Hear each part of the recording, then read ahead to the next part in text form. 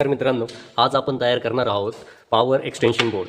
Power extension board कशासाठी पाहिजे, तर आपल्याला हीटर, गिझर, इस्त्री हे जे पॉवर लोड आहेत, जे जास्त वॅटेजचे लोड आहेत, ते चालवण्यासाठी आपल्याला असा पॉवर बोर्ड पाहिजे असतो. त्याच्यासाठी आपण पॉवर प्लेटही वापरू शकतो, परंतु आपण एक एक्सटेन्शन बोर्ड तयार करणार आहोत पॉवर लोडसाठी. आपण याच्यावरती आपली इलेक्ट्रिक बाईकही चार्ज करू शकतो. इलेक्ट्रिक बाईक चार्ज करण्यासाठीही आपल्याला पॉवर बोर्डची आवश्यकता असते. त्यासाठी आपल्याला पाहिजे आहे असा एक गँग बॉक्स. हा 4-वे गँग बॉक्स आहे माझ्याकडे 4 मॉड्युलरचा.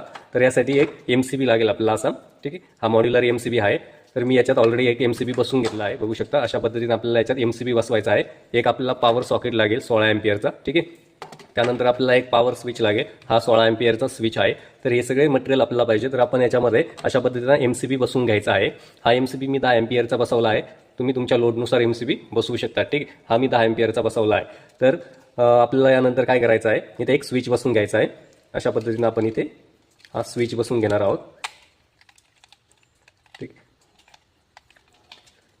अशा पद्धतीने आपण इथे एक स्विच पण बसवला, एक MCB बसवला आहे. आता इथे आपल्याला 16 एम्पियरचं सॉकेट बसवायचं. हे 16 एम्पियरचं सॉकेट आहे. हे अशा पद्धतीने आपण 16 एम्पियरचं सॉकेट ही याच्यात बसवून घेणार आहोत.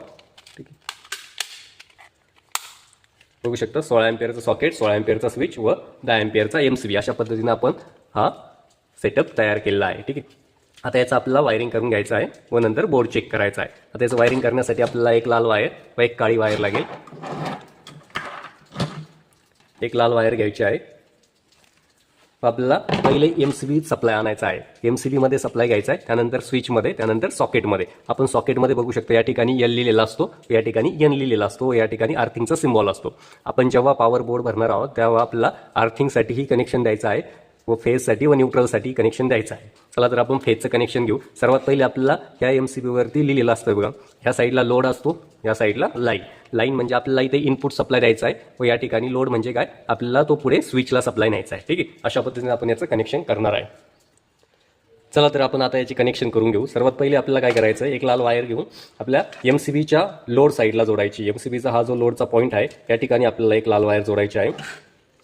त्यासाठी हा स्क्रू थोडासा लूज करून घ्यायचा व त्यानंतर इथे ही लाल वायर अशा पद्धतीनं जोडून घ्यायची. व्यवस्थित स्क्रू हा पुन्हा टाईट करून घ्यायचा आहे. ठीक, त्यानंतर आता ही वायर जी आहे आपल्याला स्विचच्या खालच्या पॉईंटला जोडायची. हा काय आपला स्विच आहे, तर या स्विचचा जो खालचा पॉईंट आहे इथे आपल्याला ही वायर जोडायची. आपल्याला माप घेऊन ही वायर कट करून घ्यायची अशा पद्धतीने व या वायरचं एवढं इन्सुलेशन काढून घ्यायचं. अशा पद्धतीने आपण काय करणार, या खालच्या पॉईंटला आपण ही वायर इथे जोडून देणार. ठीक, त्यामुळे काय होईल, MCB ऑन केल्यानंतर या स्विचला सप्लाय येईल. ठीक, अशा पद्धतीने इथे आपण ही फेज वायर जोडून द्यायची. ठीक आहे, आता यानंतर आपल्याला काय करायचं आहे, हा जो स्विच आहे या स्विचच्या वरच्या पॉईंटमधून आपल्याला एक वायर घ्यायची, लाल वायर. ठीक आहे, व या स्विचमध्ये एक इंडिकेटर आहे, आपण बघू शकता एक इंडिकेटर असतो. ज्यावेळेस आपण हे बटन चालू करतो त्यावेळेस याच्यामध्ये एक बल्ब लागतो. त्या इंडिकेटरच्याही 2 वायर असतात, एक असते फेज, एक असते न्यूट्रल. तर ही फेज वायर आपल्याला, एक वायर आपल्याला याच्यामध्ये स्विचच्या वरच्या पॉईंटला टाकायची आहे. त्याबरोबर आपल्याला एक लाल वायर टाकायची आहे. ही लाल वायर आता आपल्याला स्विचच्या वरच्या पॉईंटपासून सॉकेटच्या L पॉईंटपर्यंत न्यायची. ठीक, आता ही वायर मी इथे ह्या इंडिकेटरच्या काळ्या वायर बरोबर स्विचच्या वरच्या पॉईंटमध्ये जोडून घेणार. ठीक, अशा पद्धतीने इथे ही वायर व्यवस्थित जोडून घ्यायची व हा स्क्रू टाईट करायचा आहे.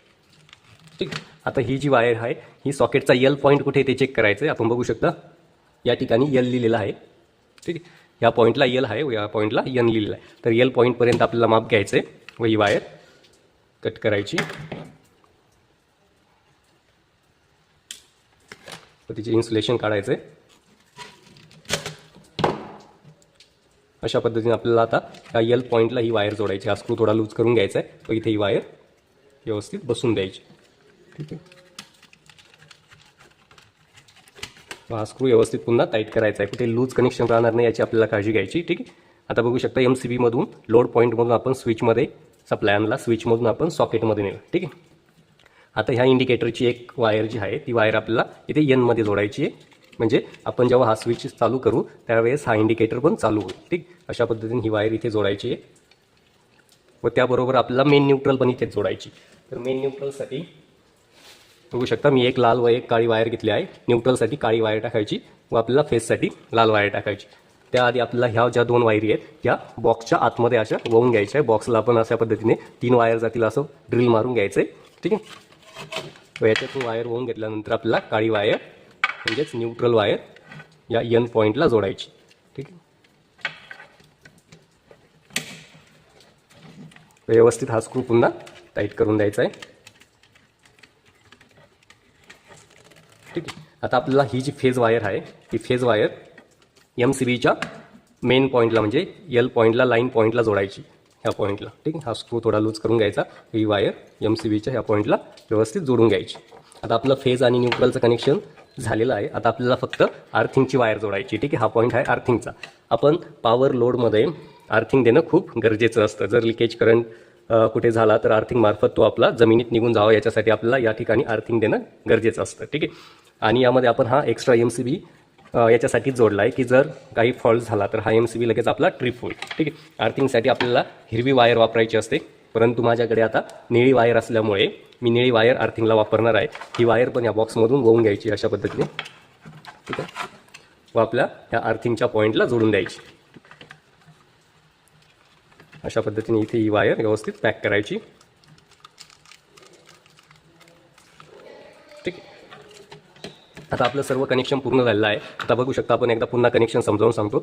इथे आपण मेन फेज आणलाय MCBमध्ये, त्यानंतर तो फेज MCBमधून स्विचच्या खालच्या पॉईंटला गेलाय, त्यातून हा फेज स्विचच्या वरच्या पॉईंटमधून सॉकेटच्या L पॉईंटला आलाय. ठीक आहे.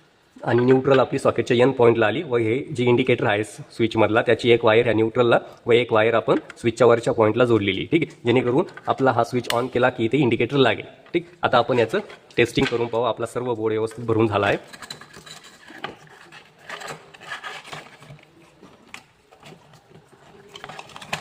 अशा पद्धतीने आपला हा एक्सटेन्शन बोर्ड कंप्लीट झालेला आहे. इथे आपल्याला हे 2 स्क्रू लावून द्यायचे आहेत. बघू शकता, याचे 2 स्क्रू आहेत. हे दोन्ही स्क्रू आपल्याला या ठिकाणी व्यवस्थित बसवून द्यायचे.